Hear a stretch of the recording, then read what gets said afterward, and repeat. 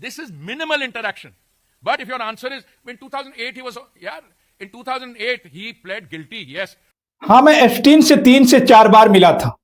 यह बात मैं नहीं कह रहा हूं, यह बात कह रहे हैं हरदीप सिंह पुरी। दोस्तों, हरदीप सिंह पुरी का यह बयान सामने आते ही सियासत में भूचाल आ गया।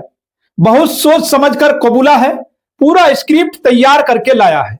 ऐसे लोगों को शर्म नहीं आती है, कुर्सी में बैठकर अपना गुनाह कबूल कर रहा है। अब तक तो ऐसे लोगों को इस्तीफा दे देना चाहिए था। यह कह रहा है मुझे नहीं पता था, ये झूठ बोल रहा है।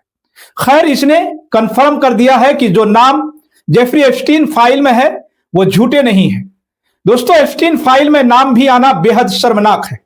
इसका साफ मतलब यह है कि तुम जब जब जेफरी एप्स्टीन से मिले तुम्हें उसकी करतूतें पता थी। आखिर इन मुलाकातों का सच क्या है? नमस्कार दोस्तों, आप देख रहे हैं केएनई न्यूज। मैं हूं आपके साथ बदरुज्जमान।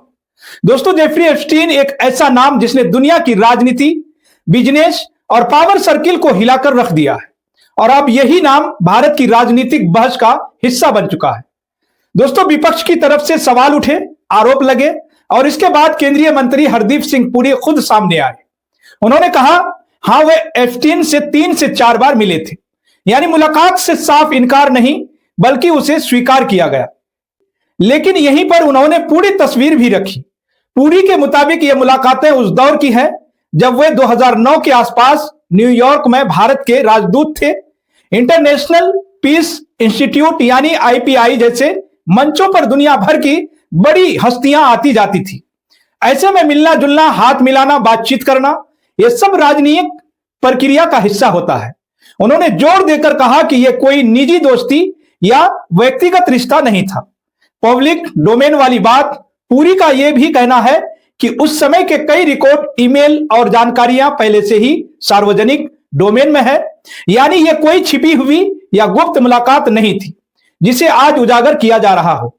दोस्तों, विपक्ष का रुख, लेकिन राजनीति में एक बयान से मामला खत्म नहीं होता। विपक्ष अब पूछ रहा है अगर मुलाकातें हुई तो कितनी औपचारिक थी, किन किन मौकों पर हुई थी, क्या बातचीत हुई थी। कुछ विपक्षी नेता और समर्थक सोशल मीडिया पर यह भी कह रहे हैं कि मामला पूरी तरह साफ नहीं है और शायद आगे और जानकारी सामने आनी चाहिए। दोस्तों, यही वो जगह है जहां बहस तेज हो जाती है। सरकार कहती है यह सामान्य डिप्लोमेटिक संपर्क था, वहीं आलोचकों का एक वर्ग सवाल उठाता है अगर सब सामान्य था तो विवाद बार बार क्यों उठ रहा है?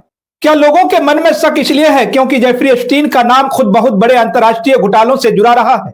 ध्यान रहे, अभी तक जो सामने है वह मुलाकात की स्वीकारोक्ति आधिकारिक होने का दावा है। इसके आगे की बातें राजनीतिक व्याख्याएं और राय हैं।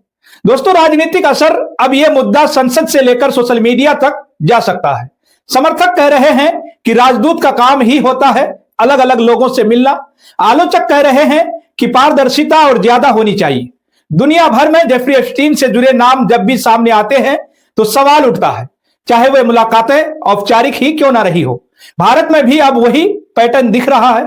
तो फिलहाल दोस्तों, सच के नाम पर जो आधिकारिक तौर पर कहा गया है वह यह है कि मुलाकात हुई थी, 3 से 4 बार हुई थी और वह डिप्लोमेटिक दायरे में थी। लेकिन क्या इससे बहस खत्म हो जाएगी या फिर आने वाले दिनों में यह मामला और तूल पकड़ेगा?